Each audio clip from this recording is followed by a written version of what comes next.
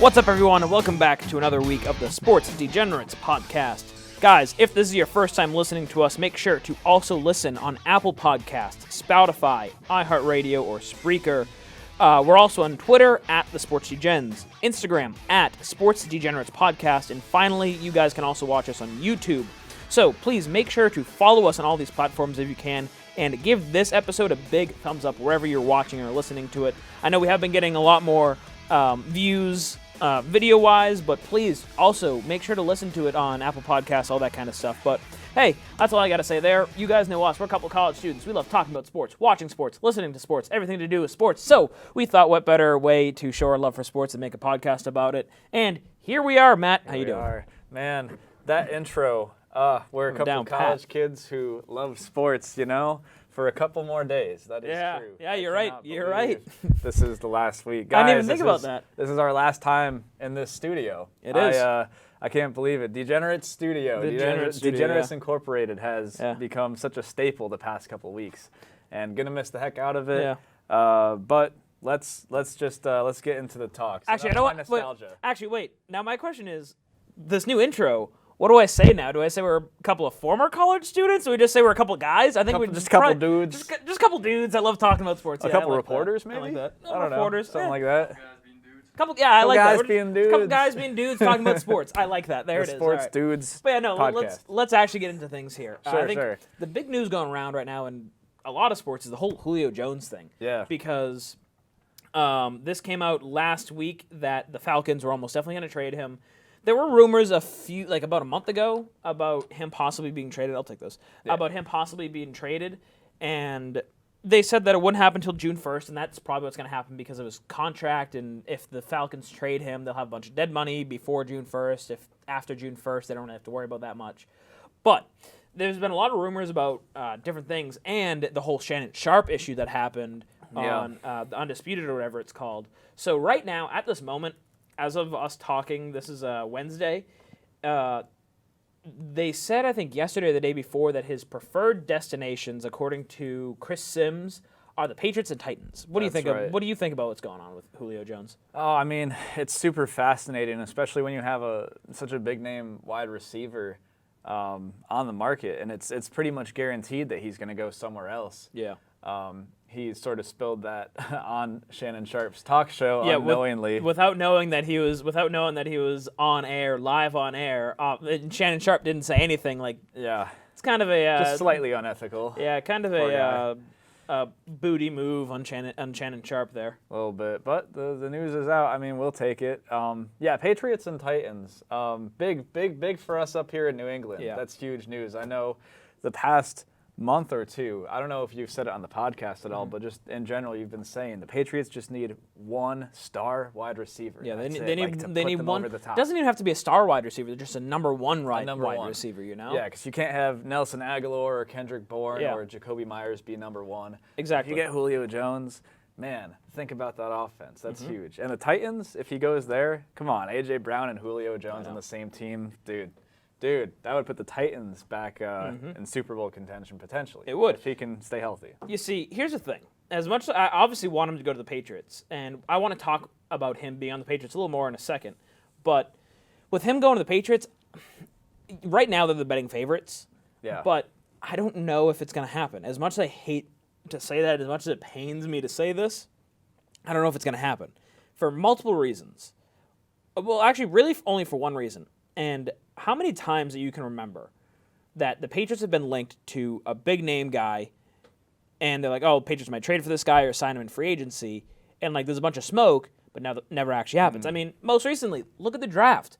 There were so many rumors. People were convinced that the Patriots are going to trade up into the top 10 or something like that. That's true. And they didn't do anything. They just stand pat. So you very rarely hear, in news outlets that, oh, the Patriots are looking at this guy that might make a trade, and they actually do it. Whether they are talking about it behind the scenes, that's one thing. I'm sure the Patriots are talking about it behind the scenes, seeing what it could get, what they could give to get Julio Jones and stuff like that. But the Patriots can be every once in a while notoriously kind of stingy with their assets. So they might not be willing to give up a second round pick or something for Julio Jones, especially because they did that last year, the year before for Mohamed Sanu, and it blew up in their face. granted, Mohamed Sanu isn't as good as Julio, but they might look at it in that way that, all right, we already spent a second-round pick for an older wide receiver. We're not going to do that again. I don't know, but I just feel like you hear this all the time, that the Patriots might go after this guy or this guy or this guy, and that doesn't happen because the Patriots and Bill Belichick are tight-lipped. They don't let anything get out unless they want it to get out. And if the media is hearing that the Patriots might try and get Julio Jones, I kind of doubt it'll actually happen. Yeah, I could see it going like both ways. Like I agree with what you're saying. That's all good points, but this is also their most exciting offseason that they've had in a long time. They're most busy on offense. That's correct. Yeah, they've been doing things so far this offseason that they don't normally do. That's a good point. So I could see them continuing that, especially since he's a wide receiver, which they could still use more of, even though they got Aguilar and Bourne a month or two ago.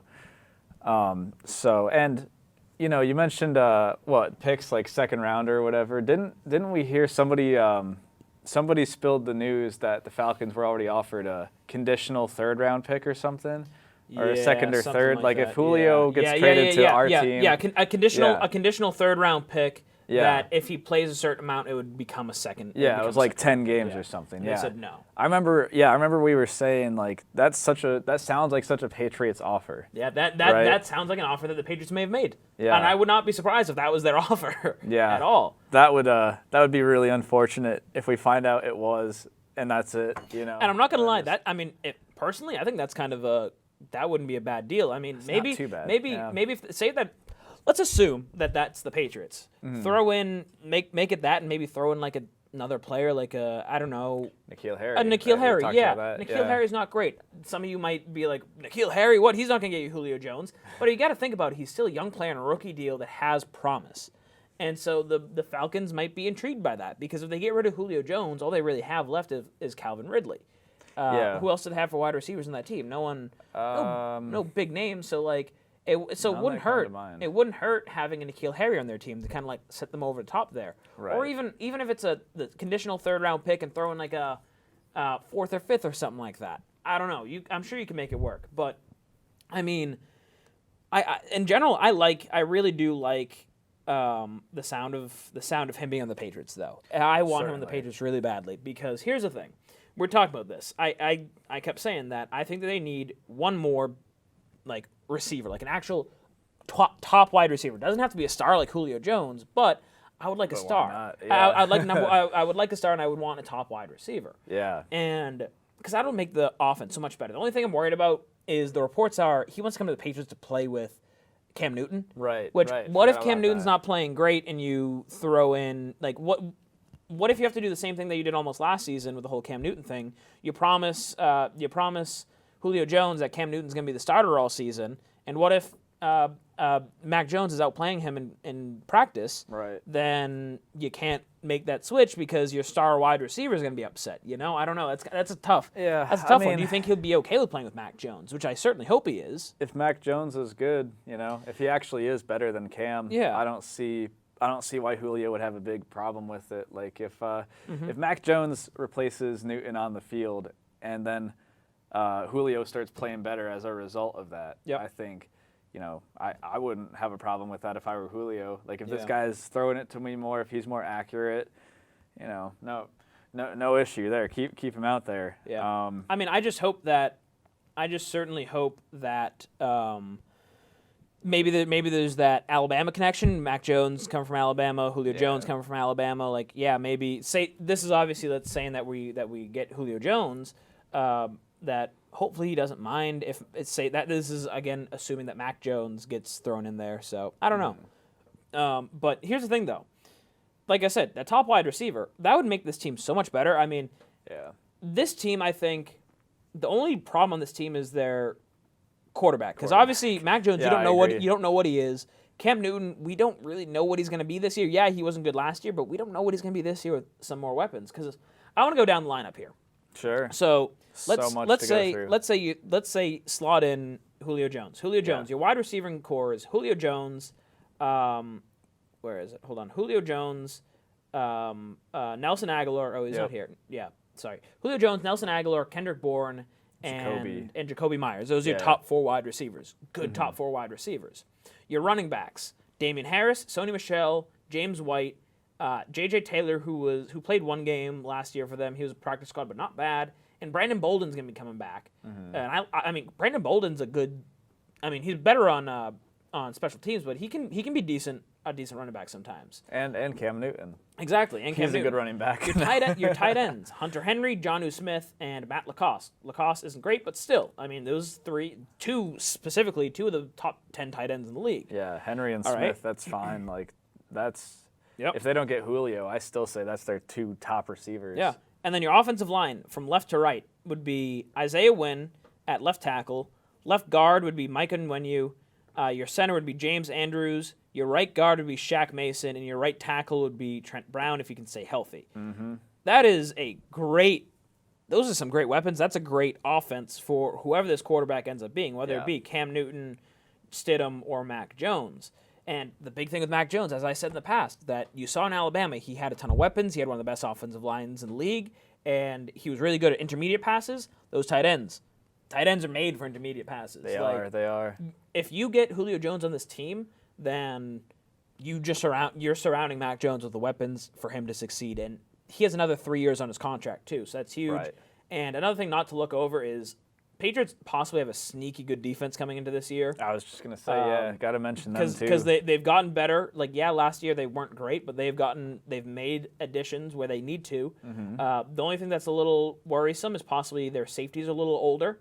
Specifically, well, they're Devin McCourty's getting older, so he might be losing a step, but they still have Jalen Mills there. Yeah. Adrian Phillips and Kyle Duggar poised to step up. J.C. Jackson, Stephon Gilmore if he stays. They just got Judon. Exactly. Linebacker, yeah. Judon, Kyle Van Noy, Josh Uche, Juwan Yeah. Bentley, going right down the list. Dante Hightower. So they're looking pretty good, if you ask me personally. I think this team.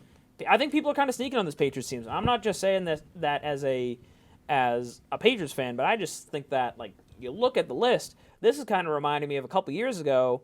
It was a couple years ago when they won the Super Bowl. It was, as much as I hate to say this was the last year that Tom Brady was here that they kind of underperformed. But heading into that season, you were like, this team could be scary. True. And they were to start the season. They're certainly, especially that defense was scary to start the season. So I think they have that in them to be a surprisingly good team this season.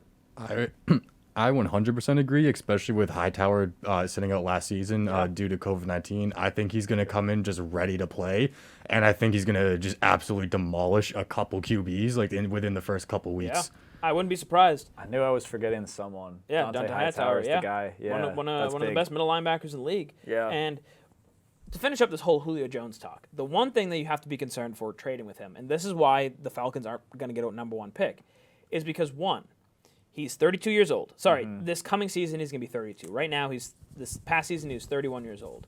Yep. And he only played 11 games, had 771 yards, which for 11 games, it's pretty dang good. Not bad. But still, he's been, I mean, that's really the only year that he's been injured besides 2013. He's played 15 games, 16, 16, 14, 16, 15, 5, 16, 13. So last season he was injured. So can he stay healthy? When you're 32 and you have a nagging hamstring injury, that's scary. It is, definitely. And that is exactly why they're not probably not going to get a first for him.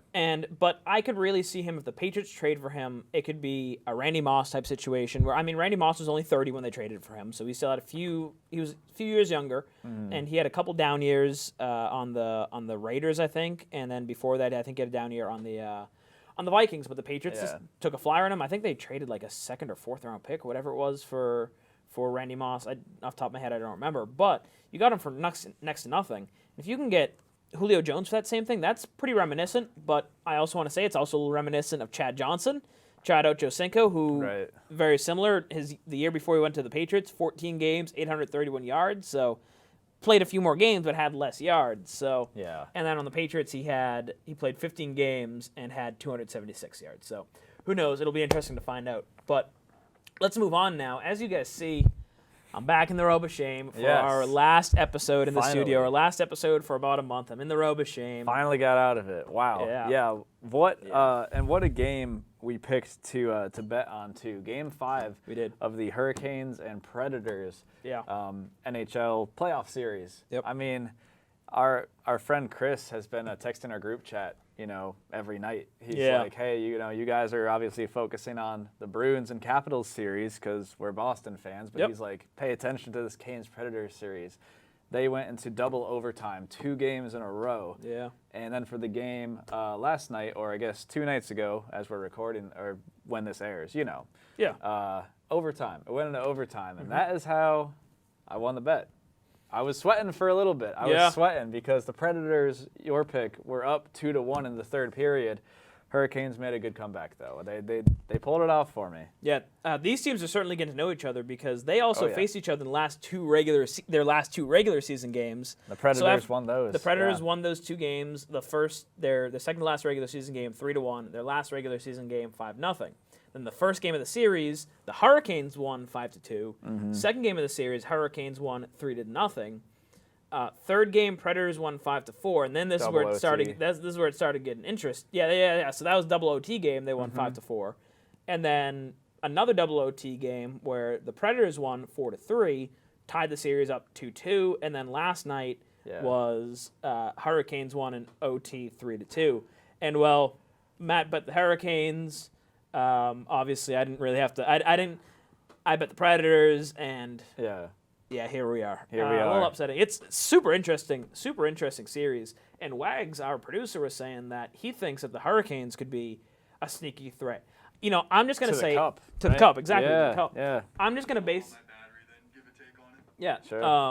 I'm just going to base this off of what I saw a couple years ago when the Bruins and Hurricanes faced. If I'm not mistaken, they had either a gentleman's sweep or they had a sweep. I don't remember. But the Bruins, sweep. What a term. Yeah, right. they just beat them one time. That's exactly. All. Like why is it called a sweep? I don't know. Anyway, yeah. But I don't remember, but I do remember the Bruins beat the Hurricanes pretty handily, if I'm not mistaken. And so I'm just basing it off of that. Mm-hmm. So I don't know. I don't really think the Hurricanes are that much of a threat to the Stanley Cup. Personally, Wags, what do you think? If you're ready.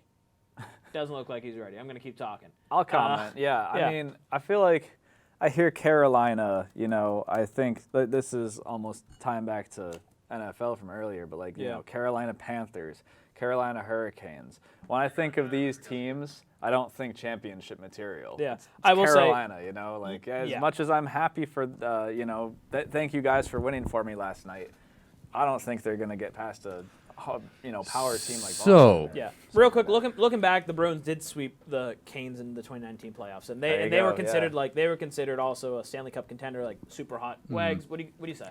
Yeah, so I will agree the Bruins are a better team, and that does come in with a bias of being a Bruins fan, but also they're the better team. Yes. But the thing is this though, it's the NHL playoffs. Yep. Anything can happen. Edmonton just got swept by the Winnipeg Jets, who Edmonton dominated the entire regular season. The thing that really gets me about Carolina is the fact that they have just such overlooked superstars on their team. Like they have Sebastian Aho, they have Jack Hughes, who was one of the top 2 picks like a year or two ago. He went with Capo Caco. Yep. And so far both of those players really haven't popped off into the next big thing, which is kind of what they were not really expected to be. They weren't like a Sidney Crosby, Alex Ovechkin type coming into the draft, but they had some real hype around them. And I think Jack Hughes and his brother Quinn Hughes have both kind of been quintessential defensive parts of their team. Actually, you know what? I just realized I'm talking completely wrong because Jack Hughes got drafted to New Jersey. But anyways, Carolina, they have some weapons. The thing about Carolina is they're always close, but with no cigar usually. Yeah. And I think that this year they're kind of pissed about that. I don't really know a ton about them, but they are a sneaky team that I would not be surprised if they go farther than people will give them credit for. Okay, interesting. Again, I get what you're saying, but I don't know. They just feel like one of those teams that They're in the playoffs, but I don't think they're that much of actual real contenders. We're gonna see. But speaking of real contenders, the Bruins. Everybody was expecting this Bruins Cap series to go 7 games. Mm-hmm. Bruins with the gentleman's sweep. They beat them in 5. Wow. The only game 4 in a row. Yeah, they lost the first game, and that was it. Yeah. And they played fantastic. Specifically, in Game 5. Remember how I was saying that need that top line to start scoring? Mm-hmm. They did. 2 goals for Patriots Bergeron, a goal for David Pastrnak. Brad Marchand, he didn't do anything, but still, I mean, there's your top line right there. Game 4, let me see what they do in Game 4. In Game 4, David Pastrnak scored 1, and Brad Marchand scored 1. So, like I said, I thought you needed your top line to start scoring, and in my opinion, that's pretty much what happened. Brad Marchand scored 1 in Game 3, and let me see, I'm going right back here. Game 3, Game 2, who scored? In Game 2, Bergeron and Marchand both scored, and then the outlier here, I think the only game that none of their top scorers scored was Game 1. Pastrnak didn't score 1, Patrice Bergeron didn't score, and yeah, that's it. So you notice there that common outlier, if your top line scores, you win games. Right. At least that was against the Caps. Mm-hmm. They're looking good, and they are. Bruins right now are set to face. They have a nice little break here. They're set to face either the winner of the Penguins Islanders series. Yeah. And we were talking about this before we started recording here. I don't know who I'd rather face. This is a tough one because the Pens are the number 1 seed in the East in our division. Mm-hmm. But the thing is, we were talking with a friend about this a few days ago, that in my opinion, the Pens tend to be cup or bust. That they tend to choke. Yeah. Exactly. I remember a few years ago, I think it was the 2013 playoffs that we went to face the Blackhawks in the finals.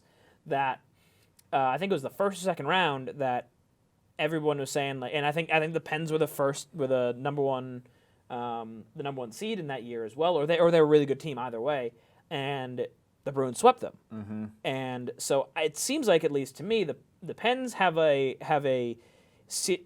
history of either winning the Stanley Cup, or when they get to the playoffs, they're out in the first round or second round. So if we face the Pens, then I wouldn't be surprised if that happens.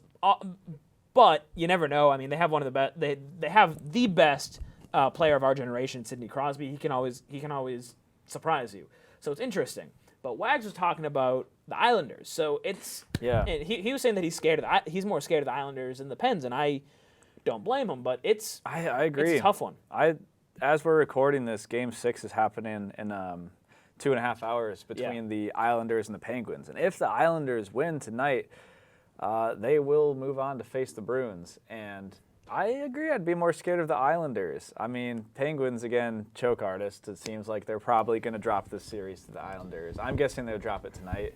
Yeah. It's also the two different play styles of the teams. The way that, like, the Islanders, they got their asses handed to them by the Penguins, shot-wise and statistics-wise. Like, they were outshot 16-4 at one point in a period, and they won that game. That's wild. They won that game. Like, the Islanders, in a weird way, they will, in a quote from Spin Chicklets, I think it was Ryan Whitney that said it, the Islanders bend, but they won't break. Yeah. So the Islanders are tough to beat. That's scary. Yeah, like, they are just such a well put together team that they're a monster that coming into this, that they are like they seem built to just take down these superstar teams.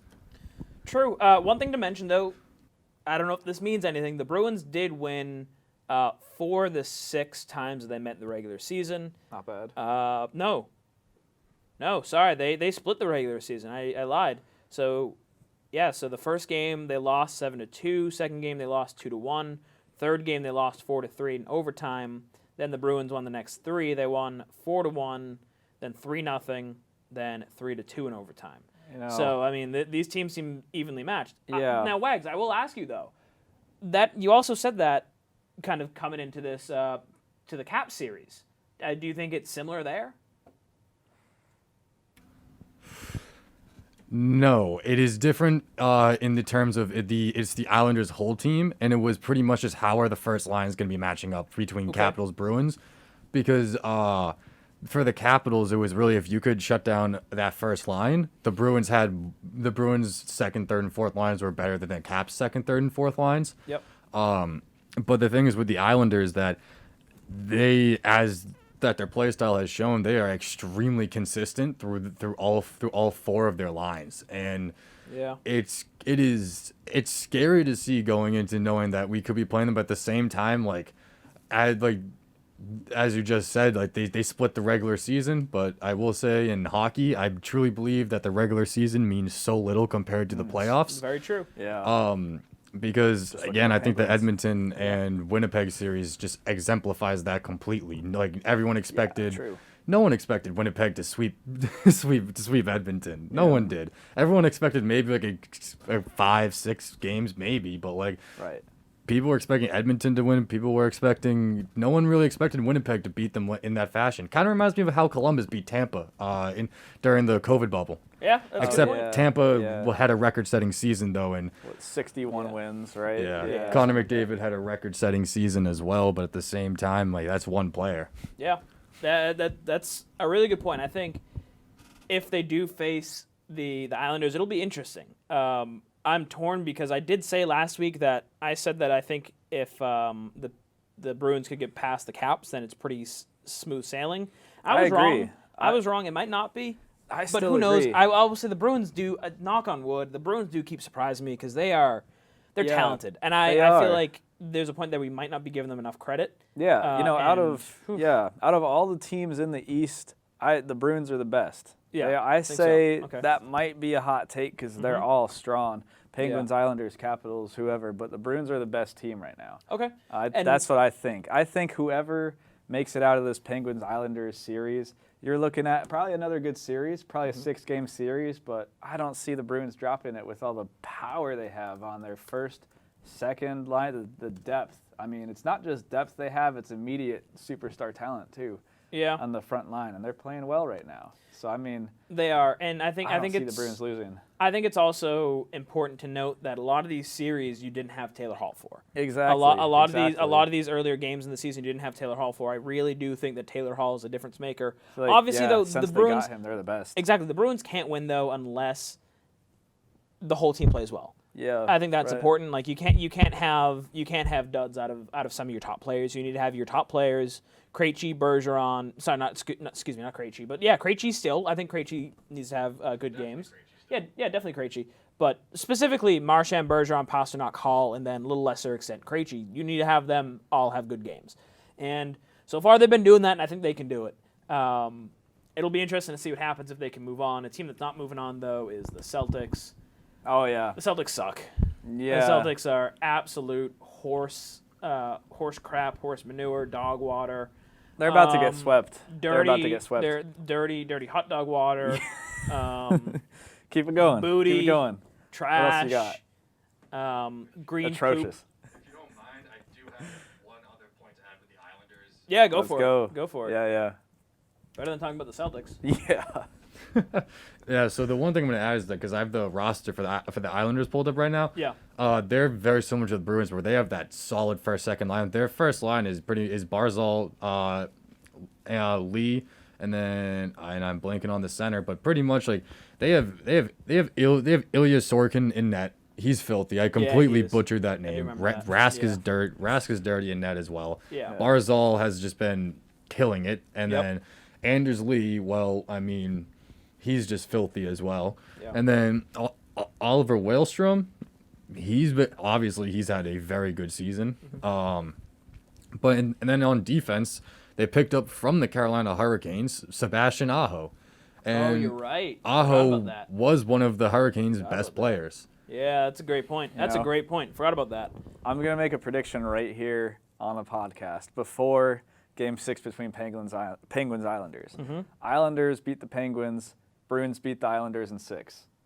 On the record. We'll see. There we go. I really hope. Trying to jinx anything, I was going to say, I was about to say, I really hope you didn't just jinx anything. I'm going to be really upset if you did. But it's all yeah, on me if I do. anyway, you don't have anything to worry about the Celtics. We're not even going to talk about them for very long. They just lost 130 to 108 to the Nets. The first game wasn't too bad. They actually kept the first game 1, kind of close. Game 1 was good. There was standout performers like Robert Williams almost had a triple-double with blocks. Yeah, and actually, I will say Robert Williams afterwards said, "Doesn't matter if we didn't win." And I totally agree. Like, yeah, cool. He had 9 blocks, but they didn't win. It doesn't really matter all that much. No, that's true. Still a cool stat though. We'll yeah, take of it. course. I saw someone sarcastically make a tweet today, saying, "Yeah, you might be getting swept by the Nets, but hey, at least you found your franchise center. Whoop-de-doo." But honestly, though, they need to figure something out. Danny Ainge needs to figure something out this offseason. Something. I'm It's starting been to 13 years, man. I'm starting to get impatient with this team.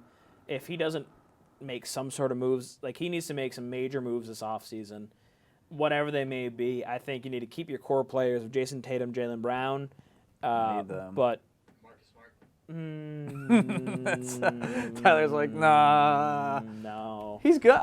His defense is all right. Listen, again, I'll take him. listen, I will say, if you get rid of Marcus Smart this offseason, get something Right. good for him. I was just gonna say. Don't get rid of him for like a bag of basketballs. But Yeah, like, don't besides just that, get rid of him. But like, if there's a better player on the table, in exchange, like, make him part of the trade if you have to. Exactly, I have no problem. Totally. Like, yeah, exactly. If you can get someone that's available, get rid of Marcus Smart all day. But yeah, he needs to figure something out. I think it's because this team hasn't gotten over the hump, and I think you're at the point, not necessarily a whole ass rebuild, but I mean like a minor rebuild. You need to start changing this team up. Jason and Jalen. Yeah. Exactly. You need to do something to change this team up. But who knows what'll happen? We'll see. By the time we do our next podcast, the NBA season will probably be over. Imagine we sit here saying this now, and the Celtics go on to finish, kill the Nets. Yeah, they make a comeback somehow. Who knows? Be cool. I do have something that was said by a NBA player. Okay. That I do want to hear you guys take on. Yeah, go for it. Yeah. So, in a press conference I saw this morning, Derrick Rose said that the league has become soft, including the fans, as well as some other people, because of Trae Young being labeled a villain for just having attitude while playing basketball. Yep. And, I'll come out and say I totally agree with D. Rose. I consider the NBA the softest league imaginable right now. Yeah, 100%. It's full of divas, yeah. You know, yeah. I was watching, oh, crap. I feel like it was a Lakers-Suns game. No, it was some other game in the Western Conference. Yeah. A night or two ago. The amount of flagrants and techs that I saw called in that game, I'm like, are you kidding me? Like, the league is soft. The refs are soft too. I mean, God, it's gonna bug the hell out of me if I can't find out what game it was. I'll come back to me in a minute. Yeah, sounds good. The league is soft. You're right. Yeah, 100%. yeah, exactly. It's a soft league. I mean, look at what LeBron did. He got poked in the eye. He was down for like that 5 was minutes BS or whatever. Too. Get up, LeBron. It was Nuggets Blazers. Yeah. I mean, I think, oh geez, so I think Jokic just like lightly shoved a guy or gave a guy a shoulder or something like that, and the refs are like technical, flagrant. Yeah. He gets free throws. You get free throws. Everyone. I mean, Jesus, if I look at you the wrong way, referees, you're gonna kick me out of the stadium. Yeah, for real. it's true. Ask Jason Tatum. Yeah, right? exactly. He lobs the ball to a ref. That's an ejection. Yep. What? It's true. It's true. But who knows? Whatever. Final 2 minutes though. Someone who's not soft is Adam Vinatieri. He just announced today, as of recording this podcast, that he's retiring. We kind of had a mini conversation like right before we recorded this, started recording this, that Adam Vinatieri. Yeah, of course. He's very easily the best kicker of all time. Yep. And we were kind of arguing just for a minute about who we think the other best kickers of all time are. You said you think the second best kicker besides Adam Vinatieri is what's his name on the Ravens? I said Justin Tucker at first, Tucker. but then I realized he actually hasn't been around as long as other since 2012. kickers. I mean, but I think deserve to be listed above him. I think he has one of the best field goal percentages of all time, though, which is great. Give him some time; he'll be number 2. I'll say right now I wouldn't put Justin Tucker up there. Obviously, fair. I think Morton Anderson's number 2. It goes Adam Vinatieri, Morton Anderson. That's also just happens to be the point leaders. And then I'd put Steven Gostkowski somewhere up there in the top 5, top 10 personally. Right now he's 11. Top 10. Right now he's 11 with points scored. He has the most active points so far. I'd throw Justin Tucker up there too, because you got to remember Stephen Gostkowski was doing the stuff that Justin Tucker was doing before Justin Tucker was doing it. I mean, Stephen Gostkowski was considered one of the best kickers in the league, even when Justin Tucker was in the league. So they went back and forth, two best kickers. I'm not really big into kickers, so obviously Adam Vinatieri, Morton Anderson. I think you can throw Stephen Gostkowski and both Justin Tucker in there, the top 5-10 argument in my opinion. So no, this isn't going against your argument at all, because I agree Gostkowski's good, but remember earlier last season when he went 0 for 6 oh yeah, for of course. Titans? Yeah, of course. That was just funny. He's old. Like, I mean, look what Adam Vinatieri did that plenty of times in his old age. I guess. He was just old. He was always pretty accurate, but not obviously not that great his last year or two. But yeah, no doubt Adam Vinatieri is the greatest of all time. I mean, congrats to him on a great career. Yeah. Now, Rodrigo Blankenship is taking the reins on the Colts right now, you know? Yeah. Love that guy. He's the next GOAT. Yes, he is. Yes, he is. Him and all his Lego action figures. Something else. But, yeah, either way, that'll do it. Congratulations to Adam Vinatieri. Thank you guys so much for joining us these past few weeks. Who would have thought this would be the last thing we talk about? I know, on the seriously, show, Adam Vinatieri retiring. But, yeah.